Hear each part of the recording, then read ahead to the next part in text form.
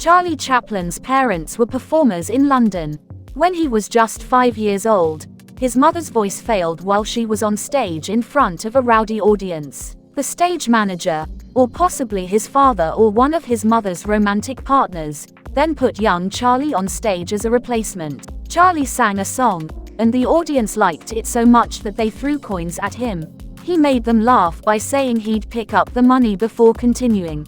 He also imitated his mother's raspy voice, which made the audience laugh even more. A few years later, he started his professional career as part of a group of young dancers. He also acted in some plays, toured with vaudeville acts, and had one bad experience doing stand-up comedy where he was booed off the stage. Charlie Chaplin's family faced financial struggles as his mother's health worsened. In 1896, because of the difficult situation, Chaplin and his older half-brother were sent to a public boarding school for children who were either orphans or in extreme need. Charlie spent about 18 months at this school, which was the longest period of continuous education he received. During his time there, he learned how to read and write but also had some tough experiences, like being punished severely with a cane and having his head shaved because of ringworm. Around the same time, his mother was admitted to a mental institution due to her deteriorating mental health. Unfortunately, his father wasn't very involved in his upbringing and eventually died from alcoholism when he was just 37 years old. This part of Chaplin's life was marked by hardship and challenges. In 1913, while Charlie Chaplin was on his second tour performing in vaudeville shows in the United States, he was offered a job by Keystone Studios. They paid him $150 a week to work in the movies. His first film role was in early 1914, where he played a character who was a swindler without a job in a film called Making a Living. In this film, he had a distinctive look with a twirled mustache, a top hat, and a monocle, and he did some funny stunts. One memorable scene involved a journalist who was supposed to help a man trapped under a car but ended up interviewing him instead, creating humor. However, despite his success, Chaplin wasn't happy with his own acting in this film. He felt he looked too rigid and that he ruined the surprise in the scenes by making his next moves too predictable. He also accused the director of cutting his best parts from the movie out of jealousy. This experience marked the beginning of Chaplin's legendary film career, but he was very critical of his early work and wanted to improve his acting skills.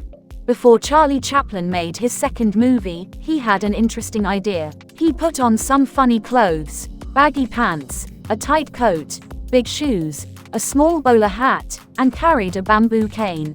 He even added a little fake mustache.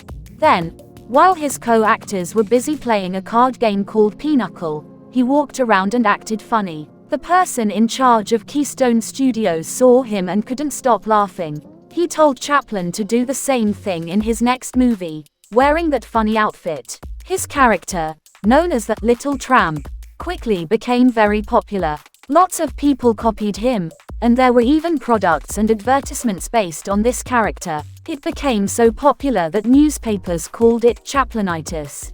This Little Tramp character would be Chaplin's famous on-screen personality for the next 25 years. In just 1 year, 1914, he appeared in many short films as the Little Tramp, and he often directed them himself. This character made Chaplin one of the most famous actors in the world. And they gave him a bonus of $10,000. They called him the greatest comedian in the world. After that, he signed a deal with the Mutual Film Corporation for $670,000 every year. Then he agreed to make 8 comedy movies for First National and was paid over $1 million for it. In 1919, he, along with other famous Hollywood stars like Douglas Fairbanks, Mary Pickford, and D.W. Griffith, started his own movie studio. Chaplin once said that he initially got into the movie business to make money, but his love for the art of filmmaking grew as he went along. He was honest about his motivation, and he didn't want to hide the fact that he was initially driven by the desire to make money. In 1927, there was a movie called The Jazz Singer that was one of the first movies to have sound. After that, movies with sound quickly became more popular than silent ones. But Charlie Chaplin, who played the character known as the Little Tramp, was worried about using this new technology. He thought it might change the character and make the little tramp less funny. So, in the 1930s, he made 2 movies, City Lights and Modern Times, where he had music in the films, but people didn't talk in the way we do in everyday conversations. There was only one scene where he sang in a funny made-up Italian language. It wasn't until 1940 that he made a movie with full sound, called The Great Dictator. In this film, he played a different character, not the little tramp, for the first time in almost 20 years. This movie was a satire making fun of Adolf Hitler, who was a powerful and dangerous leader at that time. In 1918, Charlie Chaplin quickly got married to a 17-year-old actress named Mildred Harris. However, he soon realized that they weren't a good match, and their marriage didn't work out. He described the differences as something that couldn't be resolved. After divorcing Mildred, he married another young actress, Lita Gray, who was just 16 years old at the time. Their relationship also turned sour, and they had a difficult breakup. In 1943, when Chaplin was 54 years old, he found himself in a public legal battle over paternity. During this time, he married an 18-year-old named Una O'Neill, whom he was introduced to by a Hollywood agent.